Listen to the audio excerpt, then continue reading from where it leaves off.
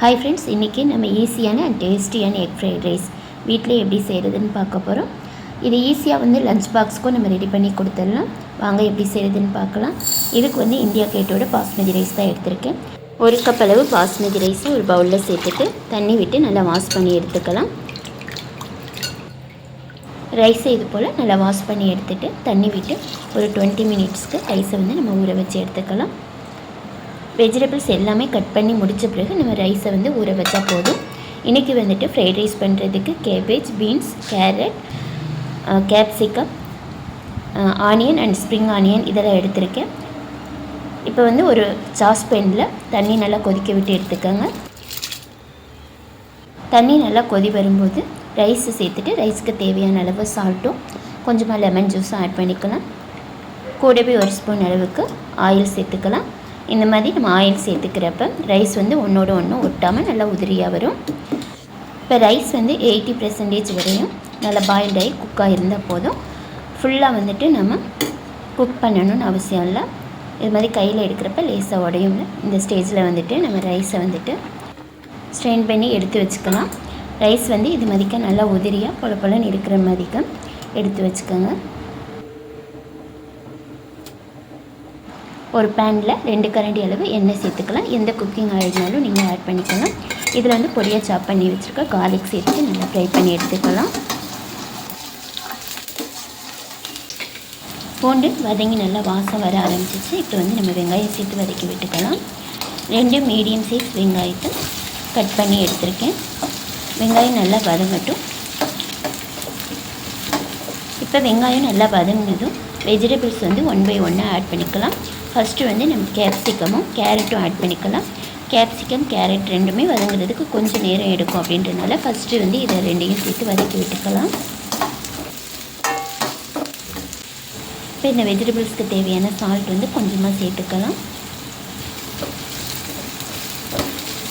ஒரு 2 நிமிஷத்துக்கு capsicum, carrot ரெண்டுமே நல்லா வதங்கி வந்ததும் பீன்ஸ் சேர்த்துக்கலாம். இதை 1 நிமிஷத்துக்கு வதக்கி விடலாம்.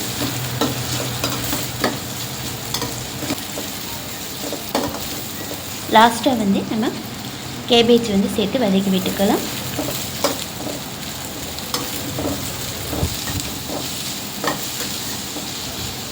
இப்போ வெஜிடபிள்ஸ் எல்லாமே ஓரளவு நல்லா வதங்கி வந்துடுச்சு. இப்போ வெஜிடபிள்ஸ் எல்லாத்தையுமே ஓரமாக இது மாதிரிக்க தள்ளி விட்டுட்டு சென்டரில் கொஞ்சமாக எண்ணெய் சேர்த்துட்டு 4 முட்டை எடுத்து வச்சுருக்கேன். முட்டையை உடச்சி விட்டு சேர்த்துக்கலாம். எப்போவுமே ஃப்ரைட் ரைஸ் பண்ணுறப்ப வெஜிடபிள்ஸும் எக்கு அல்லது சிக்கன் எதாக இருந்தாலுமே ரைஸை விட அதிகமாக இருந்தால் தான் அந்த ஃப்ரைட் ரைஸ் நல்லா டேஸ்ட் கொடுக்கும். இப்போ நம்ம எக் சேர்த்துருக்கோம் இல்லையா, இதுக்கு ஒரு 1/4 ஸ்பூன் அளவுக்கு மஞ்சள் தூளும் தேவையான அளவு சால்ட்டும் கொஞ்சமாக பெப்பர் பவுடரும் சேர்த்துக்கலாம். இப்போ இதை கரண்டியால் நல்லா கலந்து விட்டுக்கலாம். முட்டை நல்லா பொடி பொடியாக வர அளவுக்கு அது நல்லா ஃப்ரை பண்ணிக்குவோம்.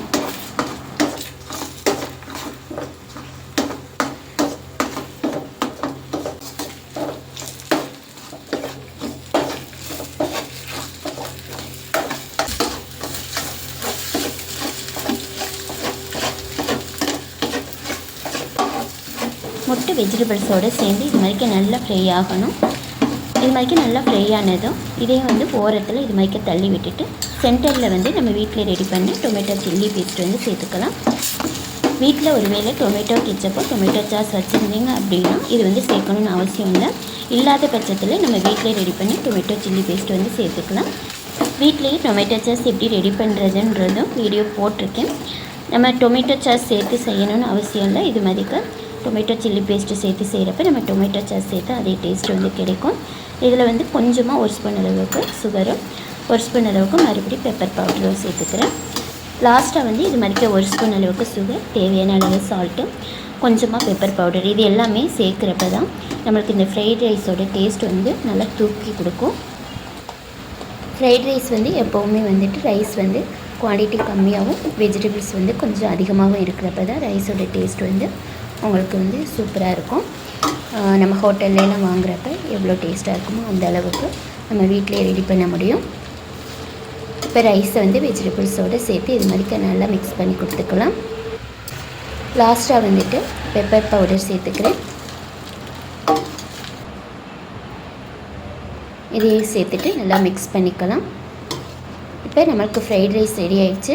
கொஞ்சமாக வந்து ஸ்ப்ரிங் ஆனியன் தூவிட்டு இறக்கிக்கலாம். இதை வந்து நீங்கள் லஞ்ச் பாக்ஸுக்கும் ஈஸியாக ரெடி பண்ணி கொடுத்துடலாம். ஒரு டேஸ்டியான எக் ஃப்ரைட் ரைஸ் வீட்டிலே ரெடி ஆகிடுச்சு. இந்த ரெசிபி வீடியோ உங்களுக்கு பிடிச்சிருந்தா லைக் பண்ணி ஷேர் பண்ணுங்கள். மறக்காமல் நம்ம சேனலை சப்ஸ்கிரைப் பண்ணி பக்கத்தில் இருக்க பெல் ஐக்கானை கிளிக் பண்ணிவிடுங்க. தேங்க்ஸ் ஃபார் வாட்சிங் திஸ் வீடியோ. தேங்க்யூ.